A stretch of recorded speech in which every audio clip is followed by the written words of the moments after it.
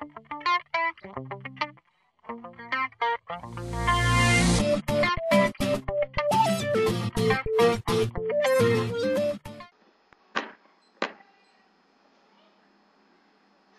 el Señor los bendiga ricamente. Volvemos de nuevo con el estudio bíblico de la palabra del Señor. En esta oportunidad tenemos la transfiguración de nuestro Señor Jesucristo. En el versículo 1, Mateo 17:1, lo vamos a leer. Recordarles que en la parte superior tenemos el original griego, sobre todo el uncial Aleph, del cual es tomado los evangelios, las escrituras que tenemos. El Nuevo Testamento tenemos en la parte inferior la versión de la Reina Valera del 95 y la versión de la Biblia Jerusalén 1976. Una de la Iglesia Cristiana Evangélica y otra de la Iglesia Católica. Dice el versículo 1: y 6 días después tomó Jesús a Pedro, a Jacob y a su hermano Juan, los que eran más importantes posteriormente en la iglesia, hacia un monte alto. No se menciona el nombre del monte y según la opinión tradicional, algunos dicen que es el monte Tabor, otros dicen que es el Gran Hermón o el Carmelo. Sin embargo, el texto no menciona cuál es el monte. Lo que sí es que encontramos una gran relación con Moisés. Dice en el versículo 2: y se transfiguró, metamorfosis, nosotros, se transfiguró delante de ellos, y alumbró su rostro como el sol, mas sus vestidos llegaron a ser blancos como la luz.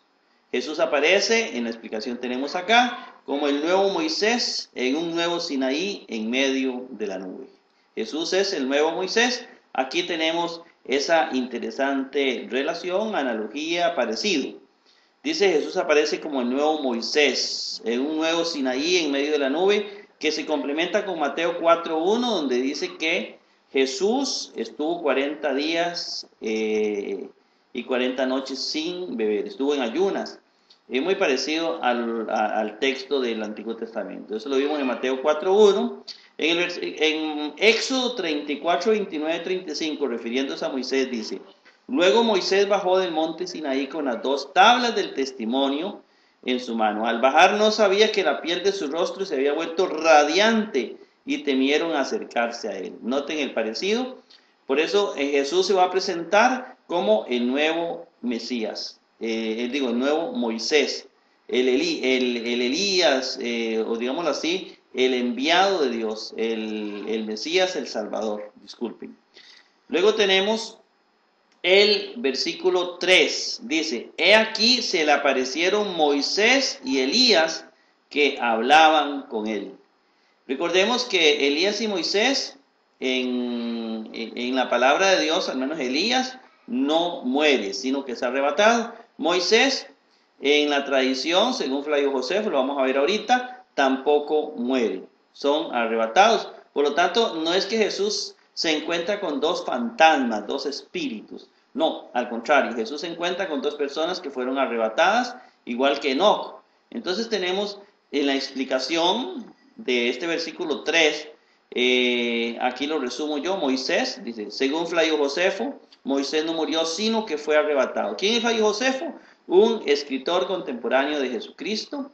Escribió en ese tiempo, más que todo nos transmite el pensamiento judío de ese momento. ¿Qué nos dice Flavio Josefo en la antigüedad de los judíos?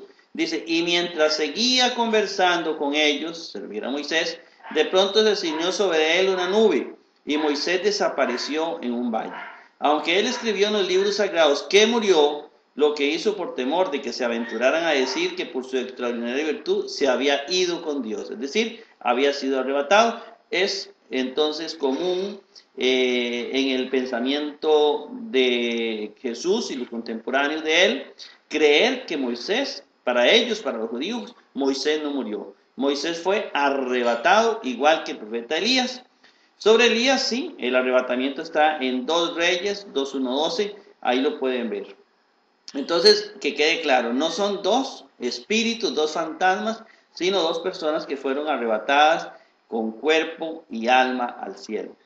Tenemos el versículo 4. Mas respondiendo Pedro dijo a Jesús: Señor, bueno es para nosotros aquí estar. Si quieres, haré aquí 3 tiendas. Para ti una, para Moisés una y para Elías una. Es decir, demuestra lo asustados que estaban los apóstoles que vieron esta manifestación. Dice, mientras él aún hablaba, he aquí una nube luminosa los cubrió con la sombra, y aquí voz desde la nube que decía: este es mi Hijo amado en quien tengo complacencia, a él oíd.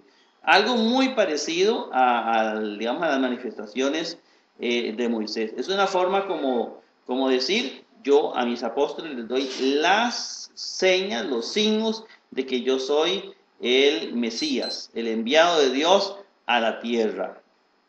Tenemos ahora el versículo 6. Y oyendo los discípulos, cayeron sobre sus rostros y sintieron gran temor. El mismo temor que sentían ante la manifestación de Dios en el monte Sinaí con Moisés, es un temor muy similar que van a experimentar los apóstoles en este texto interesante. En el versículo 7 dice: y acercándose Jesús y tocándoles dijo: levantaos y no temáis. Jesús les da ánimo para seguir. Dice: mas levantando sus ojos nada vieron sino a Jesús solo.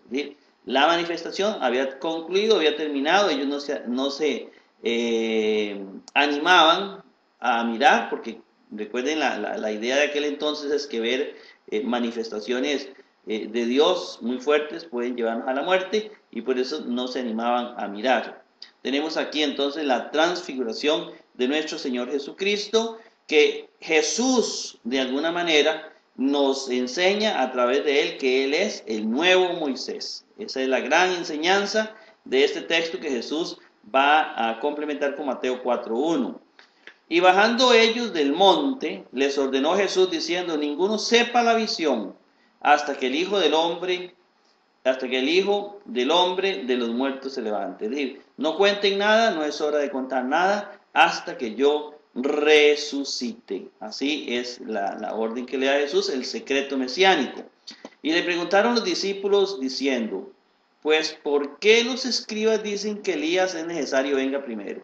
Bueno, los escribas decían que tenía que venir primero Elías antes que Cristo, porque así estaba escrito en Malaquías 4, 5, 6, lo vemos en la parte inferior del dibujo. Yo os envío al profeta Elías antes que venga el día de Jehová, grande y terrible. Él hará volver el corazón de los padres hacia los hijos, el corazón de los hijos hacia los padres, no sea que yo venga y castigue la tierra con maldición.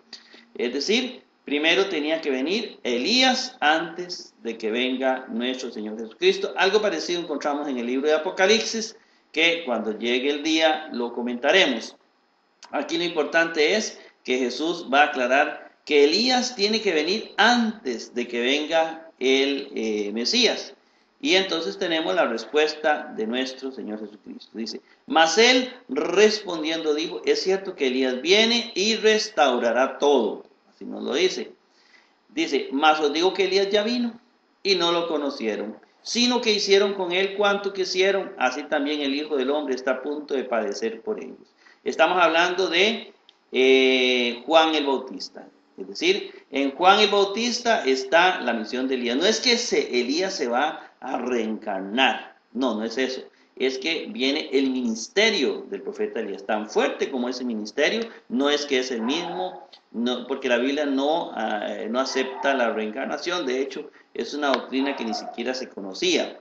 Entonces, lo que trata de decir es que va a venir Elías, es decir, va a venir un ministerio tan fuerte como el de Elías. Luego dice en el versículo 13: entonces entendiendo los discípulos que acerca de Juan el Bautista les dijo.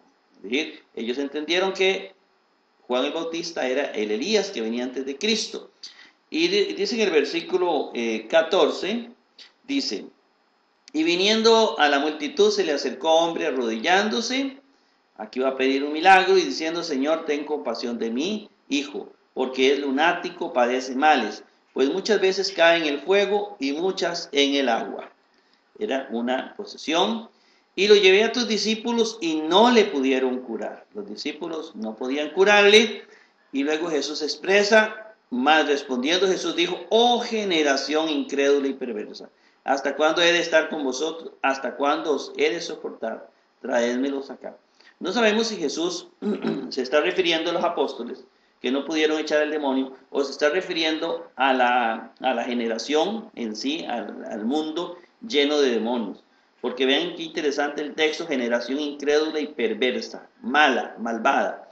Es decir, eso trae como consecuencia las posesiones demoníacas. Aquí tenemos tal vez una causa de las posesiones demoníacas, y el mismo Jesús lo dice, ¿hasta cuándo se debe soportar? Es decir, se está refiriendo al mal, se está refiriendo al pecado, se está refiriendo a aquellas situaciones que generan posesiones demoníacas, muy parecido a lo que está ocurriendo en nuestros tiempos contemporáneos.